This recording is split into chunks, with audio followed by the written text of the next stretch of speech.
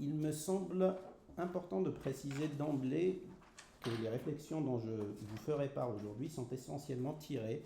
de la thèse que j'ai soutenue il y a 2 ans, jour pour jour. Cette thèse avait pour principal objet de défricher un domaine encore inexploré, celui des analogies et anti-analogies entre les conflits anglo-irlandais et franco-algériens, en suivant une démarche plus ou moins inédite. En effet, plusieurs chercheurs ont effectué des rapprochements entre ces deux conflits. Selon Guy Pervillet, historien de l'Algérie, l'étude comparée de la formation des mouvements nationaux dans les empires permet de relativiser la singularité du cas algérien en montrant qu'ailleurs, en Irlande par exemple, des causes analogues ont produit des effets comparables. Dans la même veine, Rémi Levaux écrit, je cite, « La rupture entre l'Algérie et la France présente plus de points communs avec les rapports Irlande-Grande-Bretagne qu'avec les autres exemples de situations coloniales, pris ou non dans l'ensemble français. » Quant à Henri Laurence, il se montre j'ai pas la citation mais c'est pas grave, il se montrera plus circonstancié que Pervillet et Levaux en soutenant, je cite, « L'Algérie, sorte d'Irlande française un peu plus lointaine, n'a vécu que les faux semblants d'une assimilation qui refusait la pratique de l'égalité des droits ou quand elle était accordée formellement, la démentait dans les faits. L'Irlande et l'Algérie ont montré l'impossibilité d'une dilatation des métropoles dans le contexte de la colonisation de peuplement qui débouche sur un enfermement des populations concernées dans un affrontement mortel. » Fin de citation. Ces références passagères aux similitudes entre les questions irlandaises et algériennes auraient pu susciter des vocations en France, mais il n'en est rien. C'est de l'autre côté de la Manche et de l'Atlantique que des chercheurs ont poussé l'ambition jusqu'à consacrer des articles, voire des ouvrages entiers, à la comparabilité des conflits anglo-irlandais et franco-algériens. Complémentaire de ces travaux, ma démarche ne s'en distingue pas moins à plusieurs égards. Il ne s'agit pas d'une comparaison stricto sensu entre ces deux conflits, comme pouvait l'être en quelque sorte State Building Failure in British Ireland and French Algeria, d'Ian Lustick. De toute manière, écrire une comparaison globale, c'est-à-dire sans déterminer un aspect spécifique à disséquer en profondeur, reviendrait dans l'absolu à faire une synthèse de ce qui a d'ores et déjà été mentionné par les nombreux universitaires ayant évoqué de façon perspicace les points de ressemblance et de différence entre l'Irlande sous domination anglaise puis britannique et l'Algérie française. Il n'est pas non plus question, du moins au premier chef, d'apporter à l'image de Hugh Roberts dans Northern Ireland and the Algerian Analogy des correctifs aux inexactitudes historiographiques que charrient avec elles quelques-unes des analogies ayant défrayé la chronique pendant la période des troubles nord-irlandais. Mon travail part au contraire du constat que les analogies qui nous intéressent, qu'elles soient bonnes ou mauvaises, méritent d'être scrutées afin d'expliquer pourquoi et comment des personnes, des groupes d'intérêt, des organisations politiques y ont fait appel entre 1830 et 1998. Une citation de l'historienne Louise White à propos des rumeurs en Afrique coloniale, « Their very falseness is what gives them meaning », a contribué, avec d'autres lectures bien évidemment, à dissiper mon appréhension initiale quant à l'étude d'un microphénomène qui comporte des éléments à l'historicité fort contestable. Ainsi, l'inscription des analogies comme objet d'histoire, autrement que par le biais d'une démarche synchronique et exclusivement appréciative, me semble avoir toute sa place dans cette discipline qui, faut-il le rappeler, a érigé à la dignité historique les rumeurs, les mythes et même les faits non advenus à partir d'une perspective d'histoire contrefactuelle. Nonobstant les inexactitudes qu'elles véhiculent, les analogies demeurent, à mon humble avis, un angle d'approche intéressant pour examiner le jeu des représentations croisées ainsi que le mouvement d'inclusion et d'exclusion de l'Irlande vis-à-vis du monde colonial au gré des époques. À rebours des chercheurs dans la généalogie desquels je m'inscris, il n'est pas question pour moi d'apporter une réponse à la question « L'Irlande est-elle une colonie britannique ?» mais plutôt d'interroger la façon dont les acteurs de diverses époques et de divers univers géographiques l'ont pensé en prenant comme angle d'approche les analogies et anti-analogies qu'ils ont établies avec le cas algérien. Cette approche se distingue également des travaux publiés à ce jour en ce qu'elle fait la part belle à la multiplicité des sources et à la longue durée. Depuis les années 70, ni les adeptes des analogies entre l'Irlande et l'Algérie, ni les chercheurs ayant entrepris de les commenter ne les replacent dans une perspective historique ou n'expriment le moindre sentiment de déjà-vu à leur égard. Sont ainsi presque totalement ignorées leurs devancières, à savoir celles qui avaient été disséminées en flux abondants et presque continus au XIXe siècle et dans la première partie du XXe siècle. Concernant la terminologie employée dans le cadre de cette communication, vous aurez sans doute déjà remarqué mon utilisation répétée des termes analogie, anti-analogie et conflit anglo-irlandais franco-algérien. Le terme analogie doit être compris comme un procédé rhétorique par lequel des personnes exploitent à des fins politiques et ou idéologiques ou autres les similitudes réelles ou supposées entre deux situations lointaines l'une de l'autre géographiquement ou temporellement. Anti-analogie renvoie à l'exploitation aux mêmes fins des différences plutôt que des similitudes entre deux situations données. Donc, selon Sander et Hofstadter, même si cela semble paradoxal, l'opposition conceptuelle est une forme de proximité et une opposition repose toujours sur une dimension partagée. Étant donné qu'analogie et anti-analogie ont, pour ainsi dire, partie liée, et à des fins de simplification, je vais utiliser quasi exclusivement le terme analogie.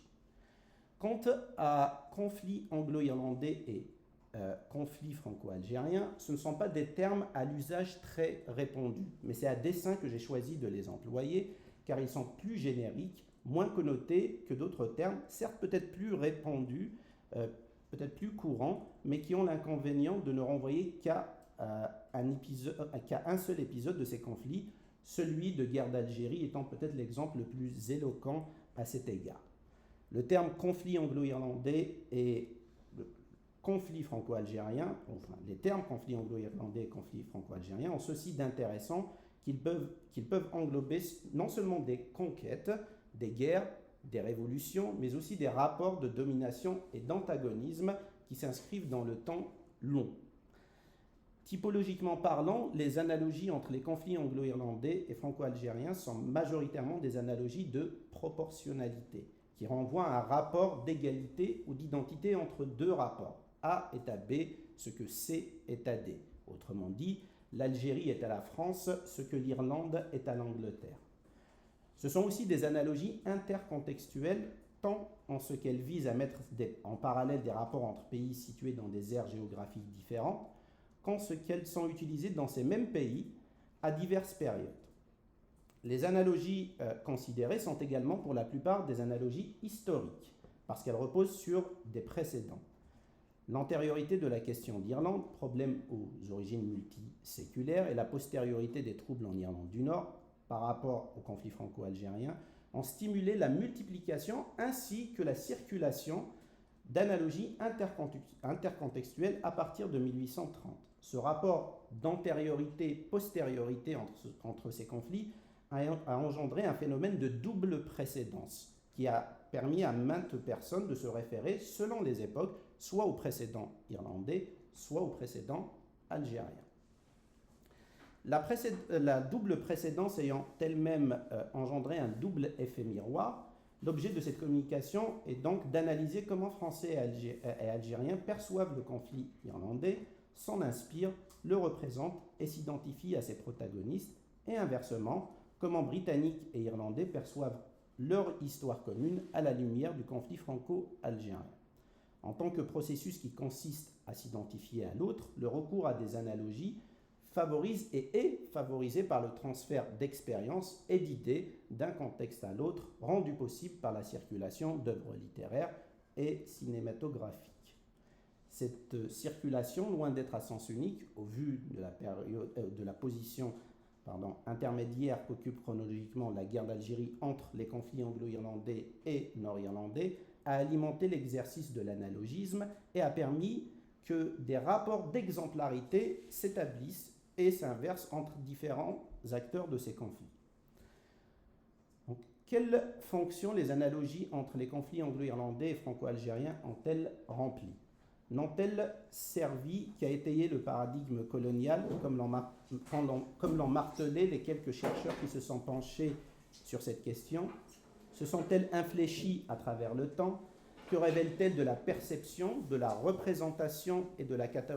la catégorisation, comme colonie ou pas, de l'Irlande à diverses périodes et dans 4 zones géographiques différentes: Grande-Bretagne, Irlande, France et Algérie? Dans quelle mesure ces analogies ont-elles contribué à constituer des canaux de communication transimpériaux? Ont-elles induit des protagonistes des conflits anglo-irlandais franco-algériens à prendre des décisions dans un sens ou un autre? Telles sont les questions auxquelles je tenterai d'apporter des réponses.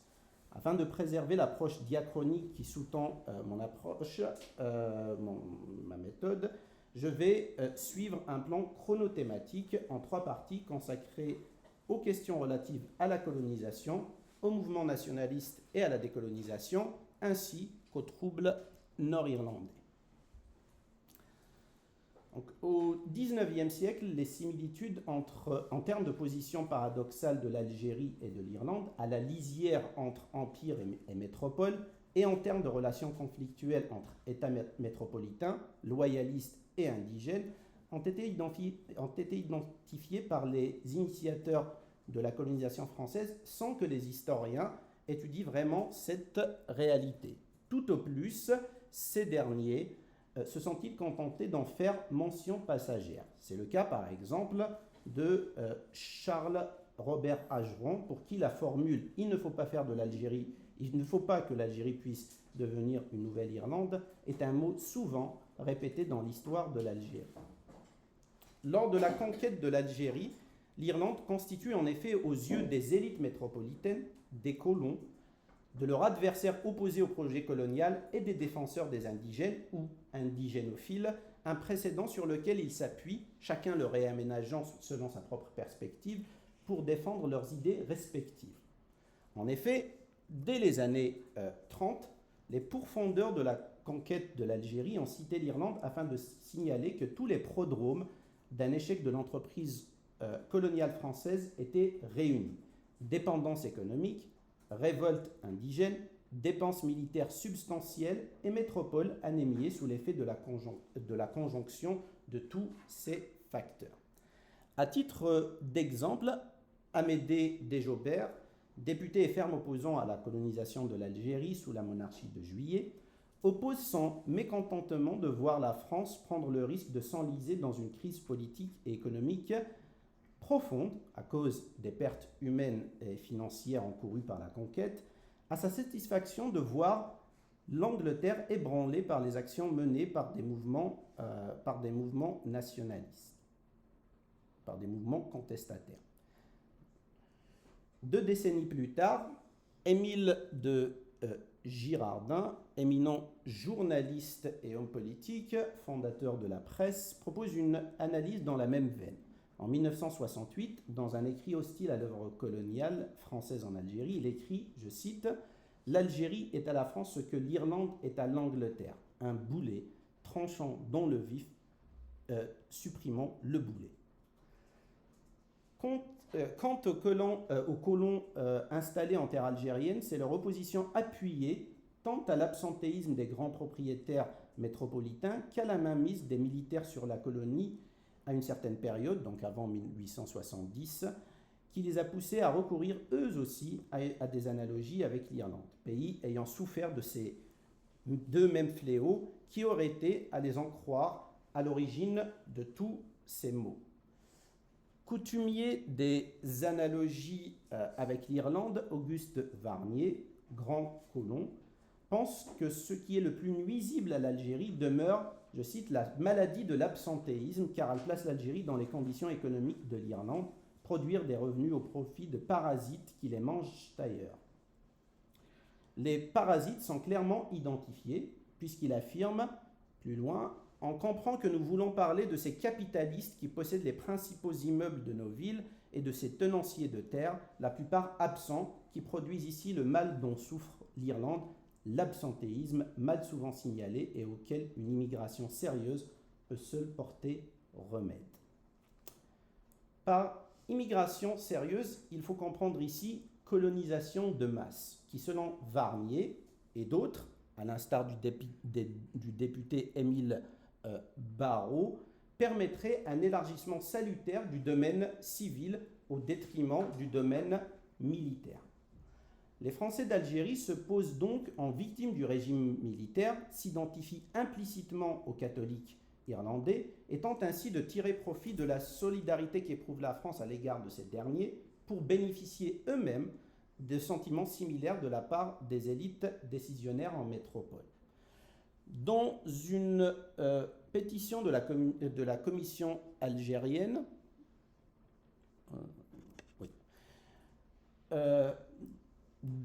donc, dans une pétition de la commission algérienne, on adresse un appel aux Français de métropole en ces termes. Je cite : « Français, nos concitoyens et nos frères, ne réservez pas toutes vos larmes pour l'Irlande et toute votre douloureuse indignation pour la Pologne. Les malheurs de l'Irlande, les odieux abus du despotisme sont plus près de vous et des étrangers n'en sont pas les seules victimes. » Dans les rangs indigénophiles, diverses personnalités n'ont cessé de condamner les mesures discriminatoires à l'égard des indigènes et d'envoyer des messages comminatoires à l'adresse des décideurs politiques d'alors. Le précédent irlandais leur est d'un grand secours sous le rapport de la dialectique. Suivant leur raisonnement, comme en Irlande, la spoliation des indigènes et leur réduction à la condition d'ilotes ne ferait qu'attiser la haine et renforcer leur ressentiment contre une puissance coloniale qu'ils finiront d'exécrer au point d'envisager de s'en séparer violemment, notamment au cas où des mesures plus amènes à leur égard ne seraient pas mises en œuvre. En 1888, dans les colonnes de la Revue des Deux Mondes, Paul Leroy-Beaulieu, éminent économiste libéral sous la Troisième République, à l'initiative de la création de la Société protectrice des indigènes, écrit « L'Irlande, je cite,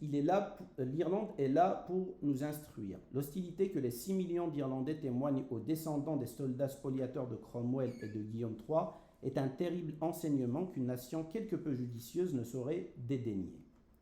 Et d'ajouter « Nous avons la conviction que si l'on ne renonçait pas au procédé suivi depuis quelques années, on finirait par créer une Irlande en Algérie, par compromettre le présent et l'avenir de notre colonie et par exposer la métropole même à des dangers sérieux. »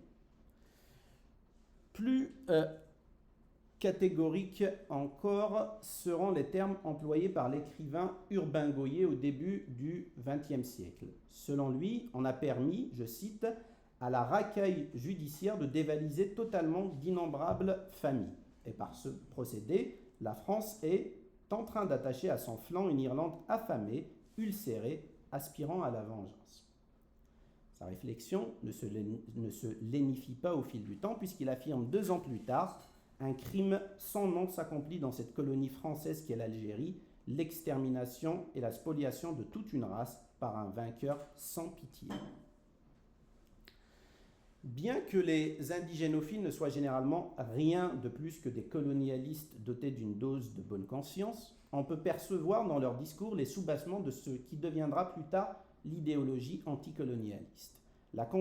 condamnation du traitement réservé aux peuples colonisés sur des bases morales et la justification de leur recours à la violence par l'iniquité du système colonial.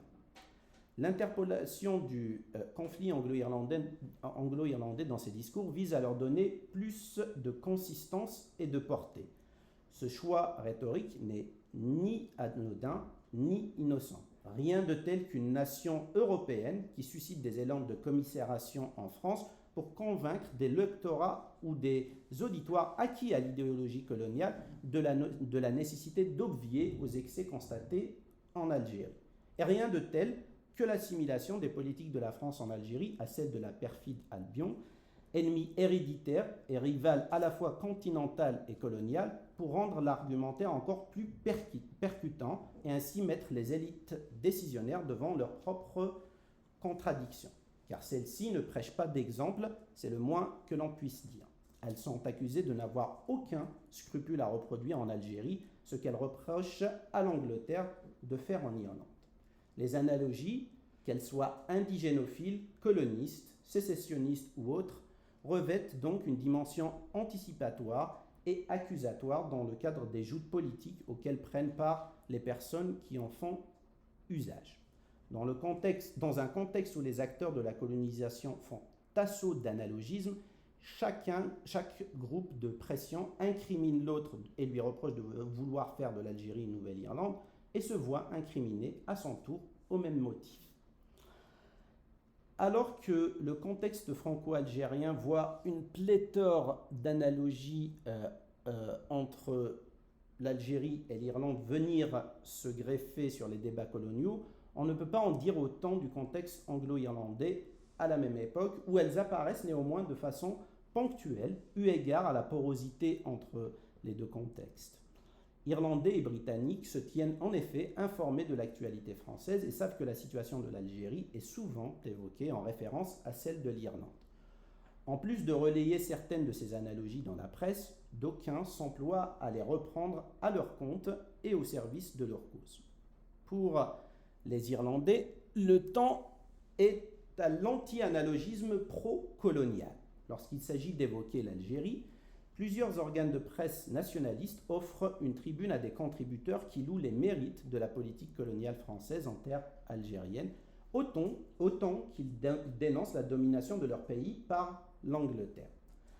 Le tableau élogieux que dressent certains nationalistes de l'œuvre française en Algérie ne manque pas de pittoresque. En témoignent ces citations que je n'ai pas le temps d'analyser. Mais à aucun moment, ces derniers ne perçoivent le paradoxe d'un tel positionnement de leur part, car ils souscrivent en plein ou en creux à ce que j'appellerais une logique de double supériorité, que partagent également d'ailleurs certaines élites coloniales françaises. La supériorité de la France sur l'Angleterre, en termes de bienveillance et de respect de la personne humaine, et celle des Irlandais sur les indigènes algériens, dont la civilisation et les mœurs sont tenues pour moins distinguées, moins policées. Preuve en est administrée quand le cardinal Cullen juge indécente l'affirmation de Patrice de MacMahon selon laquelle les Irlandais, comme les indigènes en Algérie, auraient sombré dans l'anthropophagie au moment où ils étaient frappés par les tourments de la famine. Cette analogie entre catholiques irlandais et musulmans algériens lui est tellement insupportable qu'il prend l'initiative de la dénoncer en envoyant une lettre acerbe à la rédaction du journal L'Univers, reprise dans la presse britannique et irlandaise à l'époque.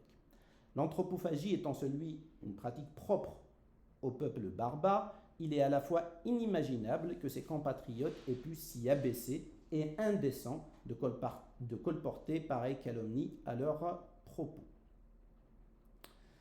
Si les travaux universitaires existants soulignent déjà que le soutien exprimé par les nationalistes et républicains irlandais au peuple colonisé par l'Empire britannique ne débouche pas sur un sentiment d'identification ou d'égalité avec eux, l'analyse des anti-analogies établies avec le cas algérien montre que l'anti-impérialisme irlandais trouve toutes ses limites lorsque c'est la France et non l'Angleterre qui occupe la position de puissance impériale. La proximité avec cette nation catholique aux origines celtiques, le sentiment d'avoir un ennemi commun et surtout l'appui stratégique ou simplement politique qu'elle peut apporter, comme elle a déjà su le faire par le passé aux revendications d'autonomie voire d'indépendance des Irlandais, réduisent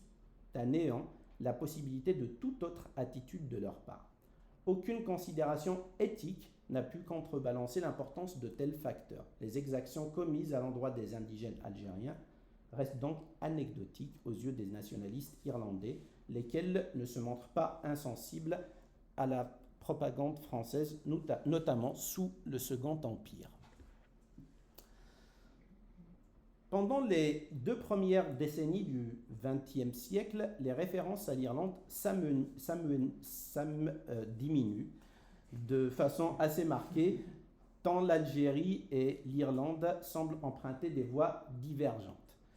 Celle d'une immuable aliénation pour la première et celle de l'agitation autonomiste, puis indépendantiste pour la seconde. Cette léthargie analogique ne sera néanmoins que temporaire. Loin de tomber en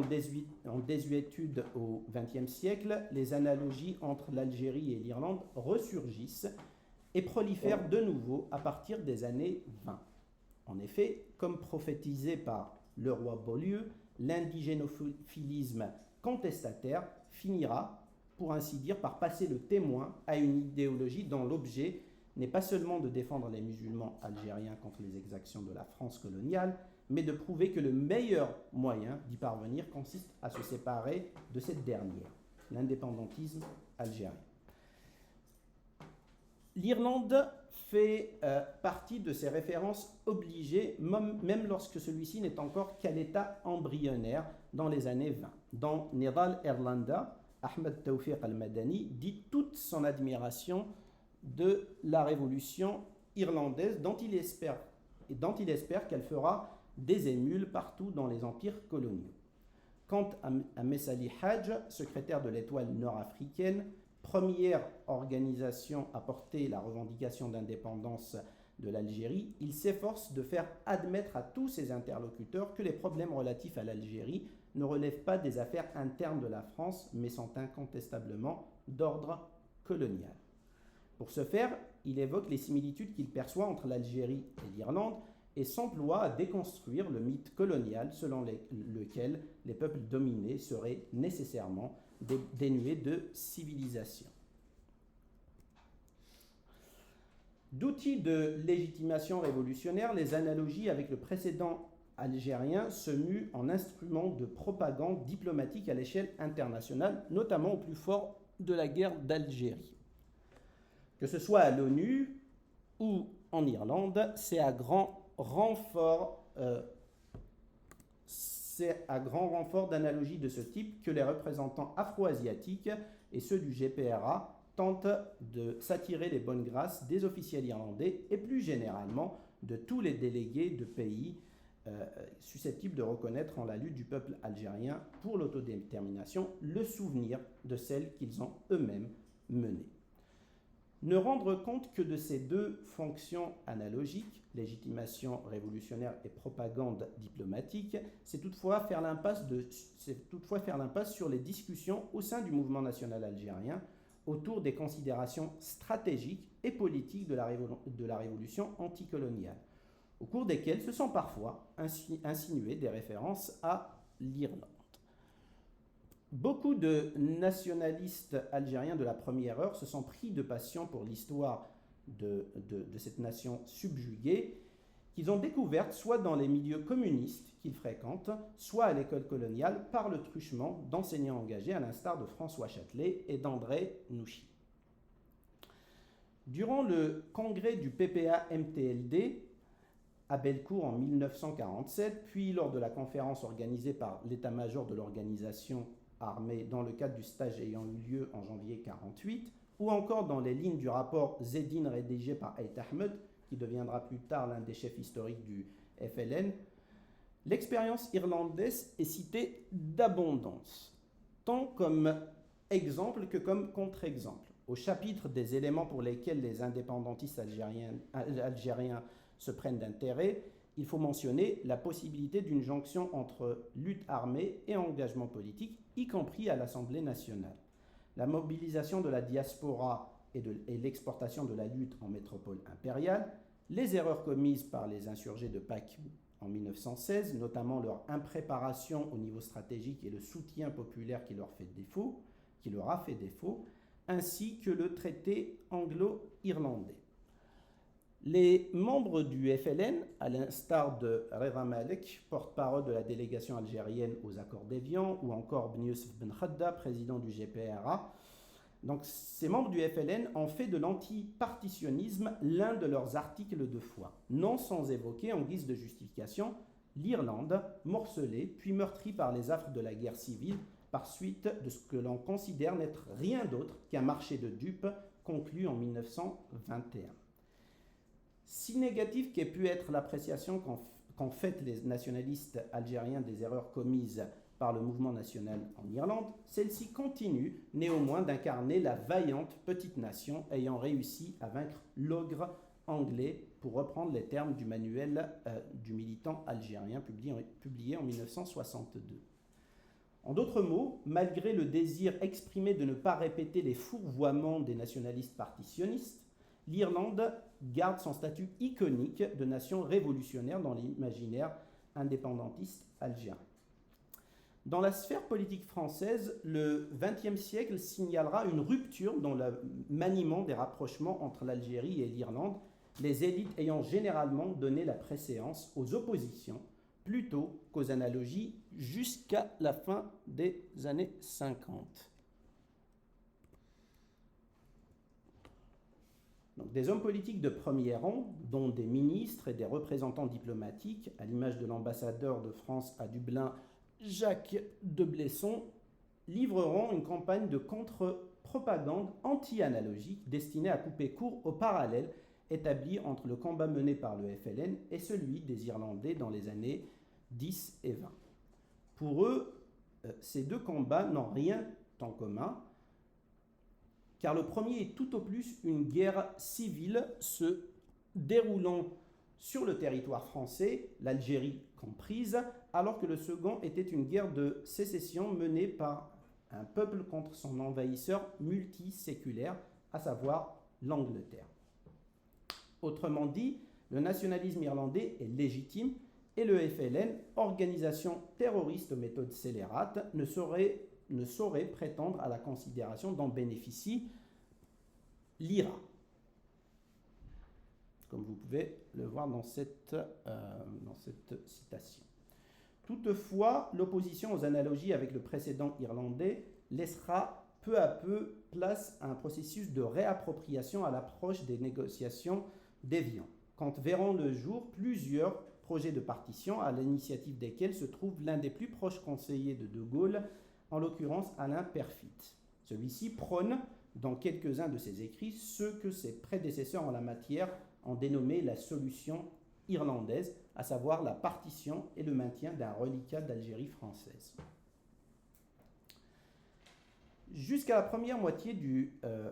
XXe siècle, l'intégration de l'Irlande au monde colonisé est moins due à la volonté des Irlandais d'y être associés qu'à celle des peuples colonisés de s'inscrire dans la continuité du combat qu'ils ont mené pour l'indépendance de leur île.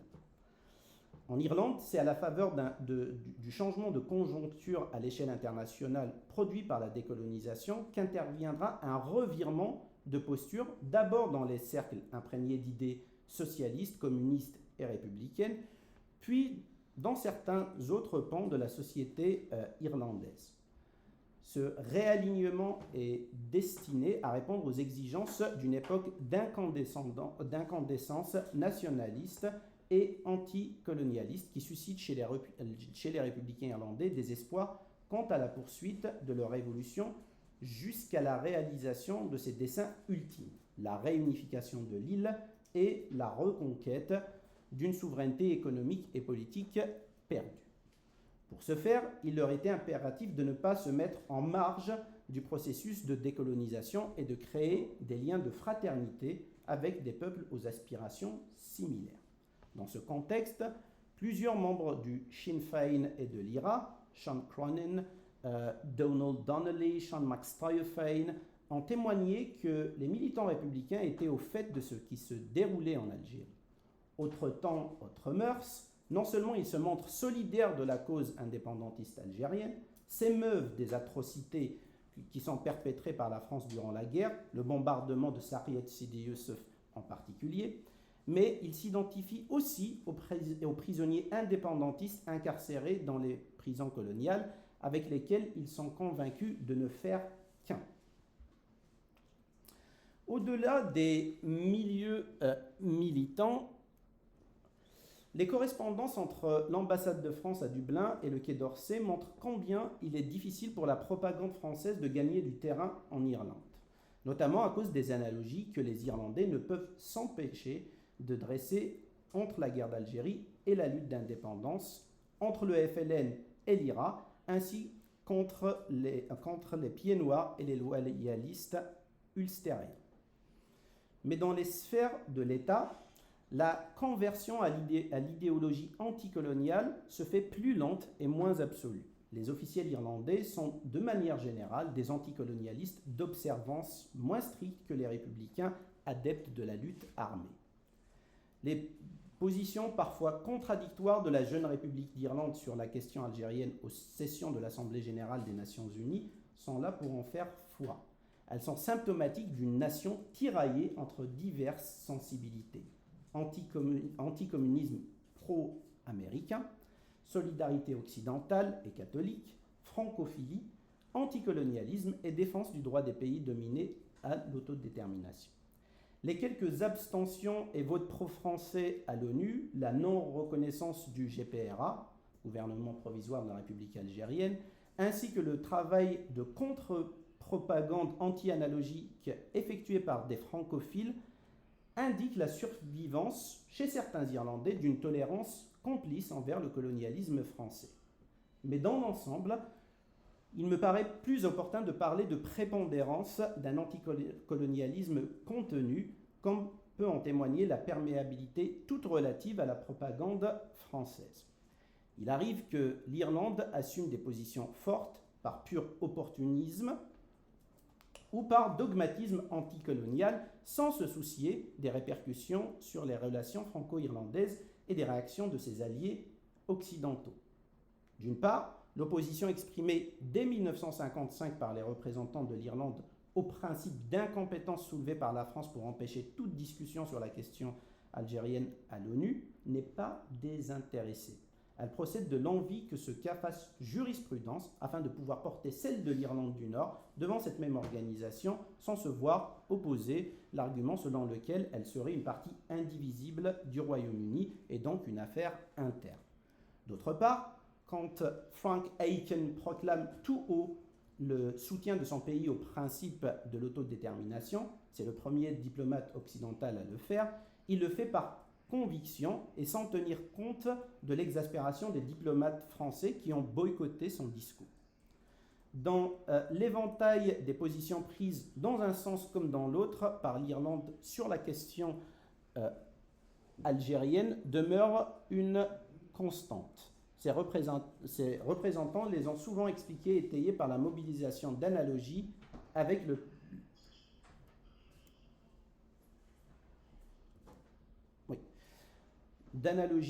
passé de leur pays, à telle enseigne que les dirigeants du GPRA ont sollicité leurs conseils avisés sans pour autant les suivre.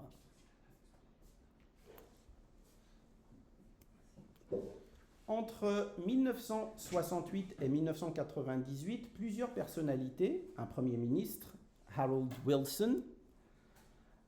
des parlementaires de tous bords et des militaires envoyés en Irlande du Nord se sont emparés du précédent algérien pour étayer le raisonnement sur le conflit nord-irlandais dans sa globalité ou, plus souvent encore, sur certains points relatifs à celui-ci.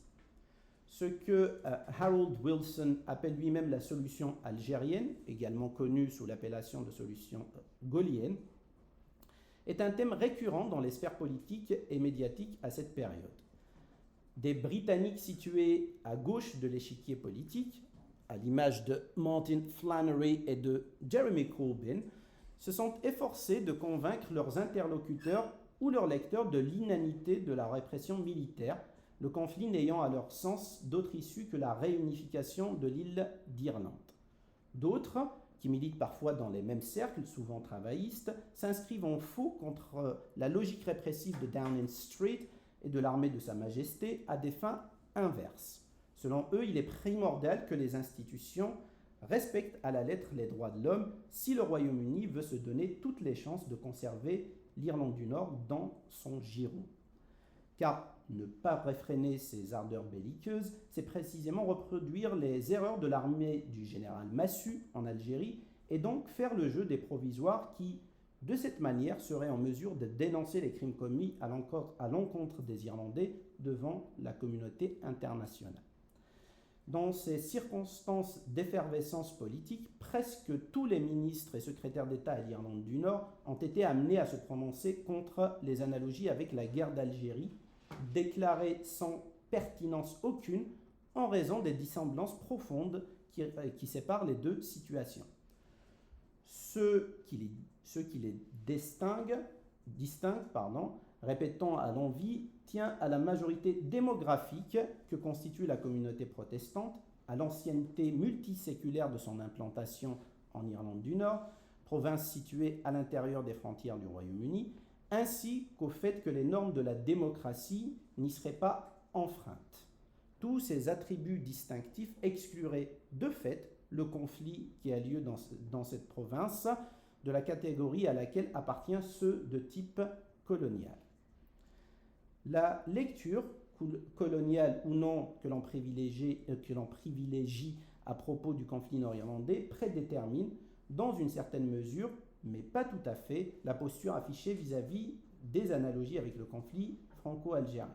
En effet, outre l'opposition à ces analogies par des députés dont l'antirépublicanisme est clairement affirmé, existent des cas où des personnes loin de pouvoir être soupçonnées d'accointance républicaine les font leurs en les reprenant à leur guise. Ces cas de réappropriation démentent, soit dit en passant, la thèse défendue par des chercheurs de renom, Frank Wright, Hugh Roberts, etc., selon laquelle les parallèles établis entre les troubles et la guerre d'Algérie irrigueraient nécessairement le paradigme sécessionniste et indépendantiste. À titre d'exemple, dans le cadre d'entretien avec le journaliste John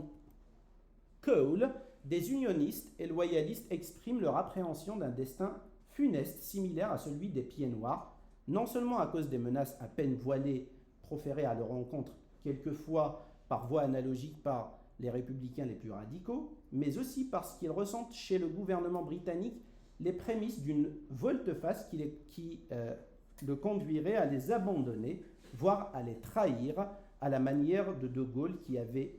assuré à la foule massée autour de la place du Forum à Alger en juin 1958 l'avoir comprise avant d'entamer des pourparlers avec le FLN moins de 3 ans plus tard.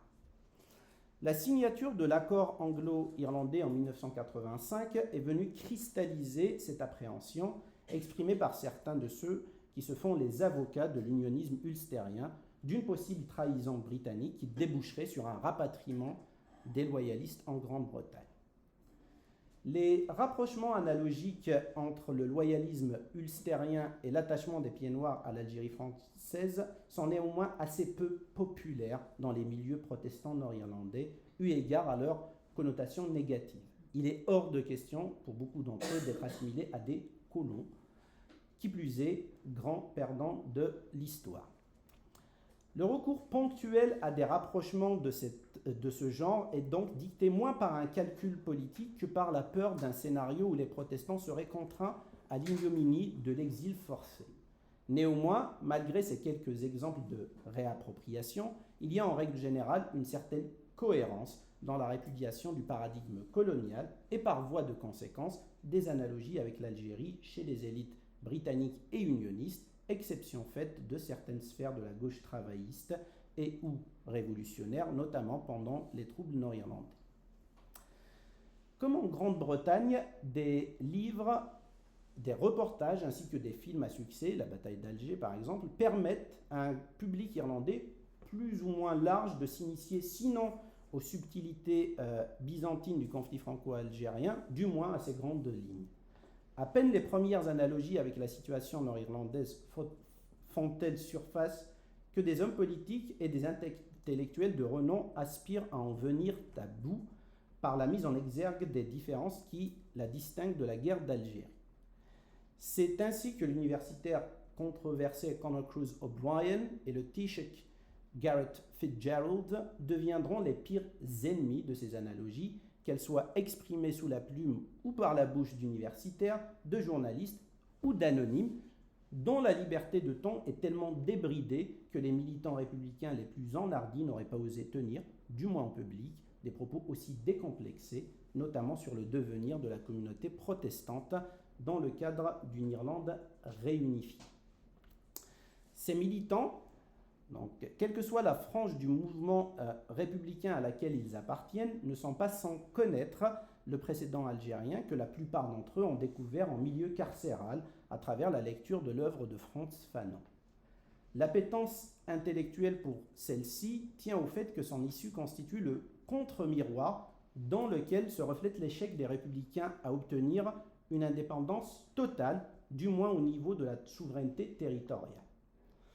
Comme l'accès de l'Irlande à l'autodétermination en 1921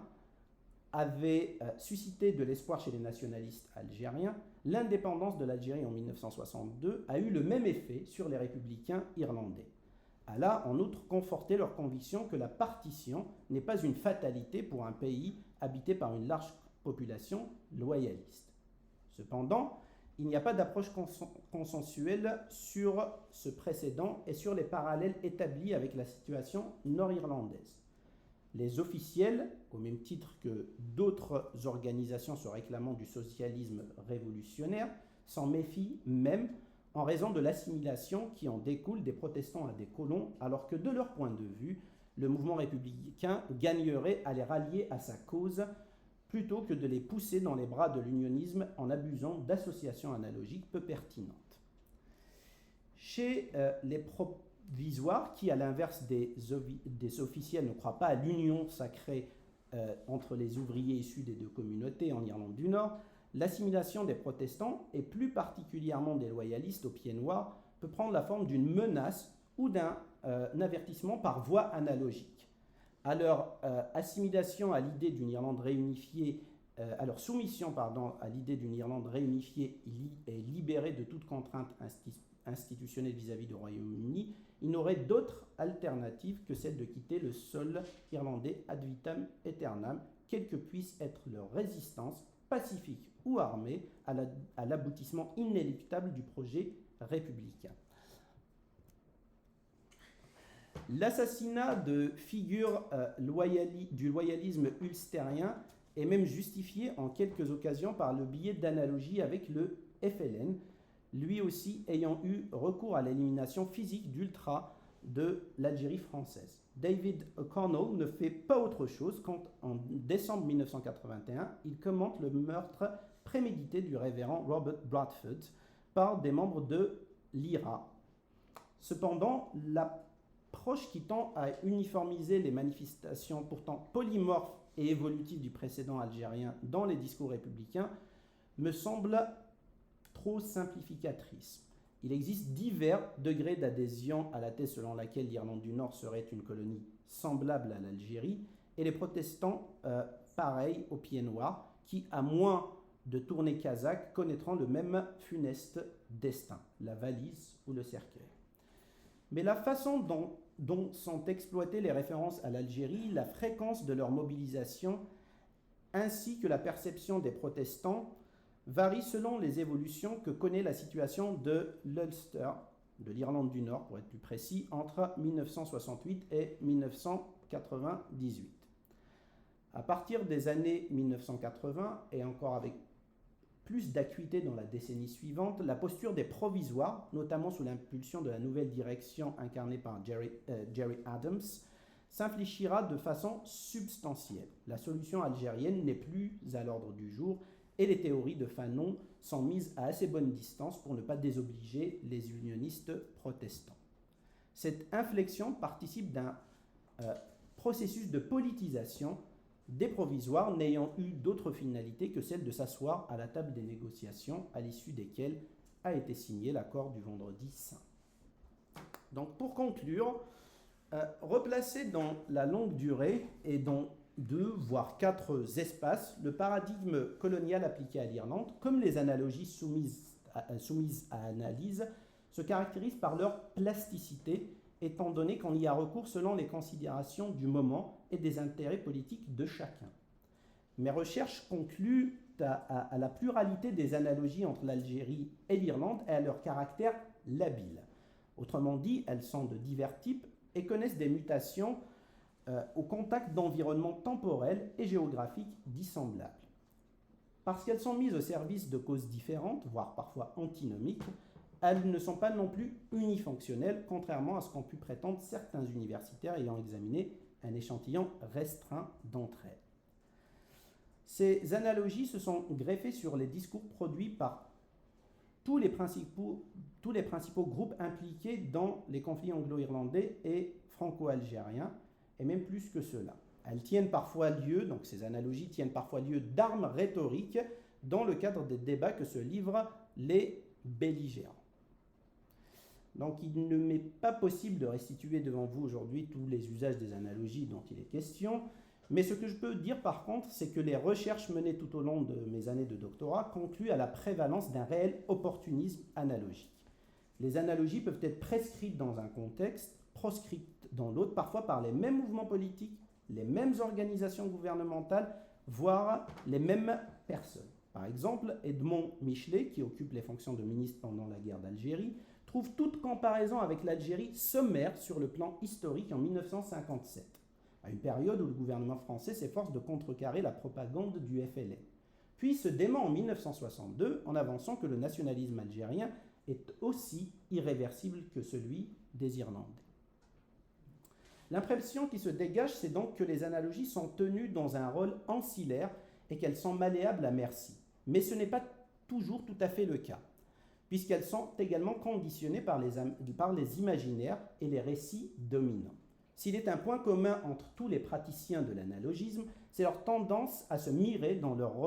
reflet de ceux qu'ils tiennent pour leurs équivalents, à s'auto-congratuler et donc à rejeter les parallèles qui les mettent dans une position peu flatteuse. D'où le refus, par exemple, des colons français au XIXe siècle de s'assimiler aux protestants anglo-irlandais dans une France qui s'émeut du sort réservé aux catholiques. Ou encore plus tard la réticence des unionistes nord-irlandais à s'identifier aux pieds noirs dans un monde postcolonial où ces derniers sont perçus comme étant, comme je l'ai dit tout à l'heure, comme étant des perdants de l'histoire. La perception de similitude ou de différence par les acteurs de ces conflits ne conduit que de façon épisodique à des actions concrètes de leur part. Les analogies ne se traduisent qu'assez peu en actes dans les cas que j'ai scrutés. Quelques exemples parmi d'autres peuvent toutefois être évoqués. La lecture des écrits de Marx et Engels sur l'Irlande a poussé Robert Davesi et d'autres militants de gauche à prendre fait et cause en faveur de la lutte indépendantiste algérienne en intégrant le réseau Janson. Il se pourrait même que Kennedy ait changé d'avis sur la question algérienne à la suite de la lettre de Schlesinger dans laquelle il lui fait part des similitudes qu'elle partage avec celle de l'Irlande. Et l'envoi par l'Algérie indépendante d'armement au provisoire au début des années 70 a peut-être été motivé, entre autres, par la perception de l'Irlande comme une sorte d'Algérie des Britanniques qui mériterait qu'on lui exprime sa solidarité autrement que par des paroles. L'emploi du conditionnel est de mise quand il s'agit d'évaluer dans quelle mesure les analogies entre les conflits anglo-irlandais et franco-algériens ont incité les acteurs qui font appel à agir dans un sens ou dans un autre. À moins qu'ils aient eux-mêmes, comme Davesi expliqué clairement le rôle que ces analogies ont joué dans leur trajectoire politique, cette évaluation relève souvent de l'hypothèse au point d'en être réduit à de simples conjectures. En termes de transfert, il y a un nombre substantiel de cas d'inspiration, voire parfois d'influence réciproque. Entre les années 20 et 1962, l'Irlande est une référence obligée de l'indépendantisme algérien. Pendant les troubles, la bataille d'Alger a été visionnée par des républicains irlandais déterminés à reproduire certaines méthodes employées par le FLN.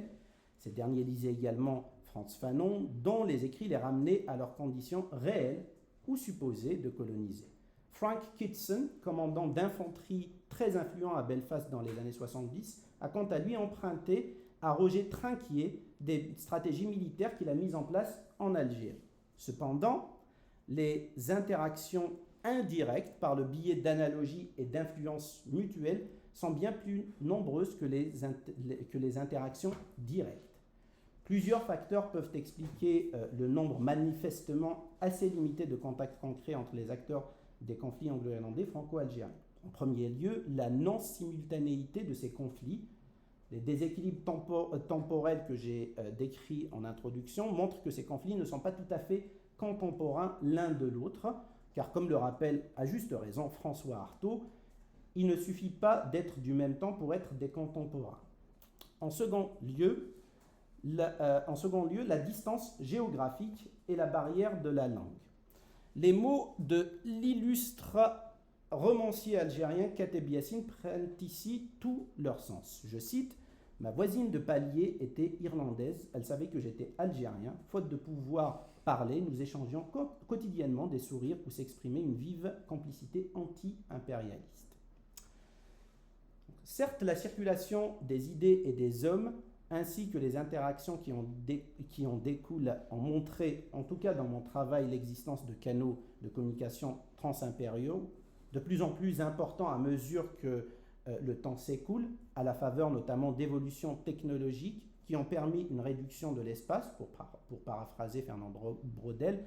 Mais si les distances et les frontières sont transcendées jusqu'à un certain point, il n'en demeure pas moins qu'elles ne le sont pas tout à fait. Je vous remercie.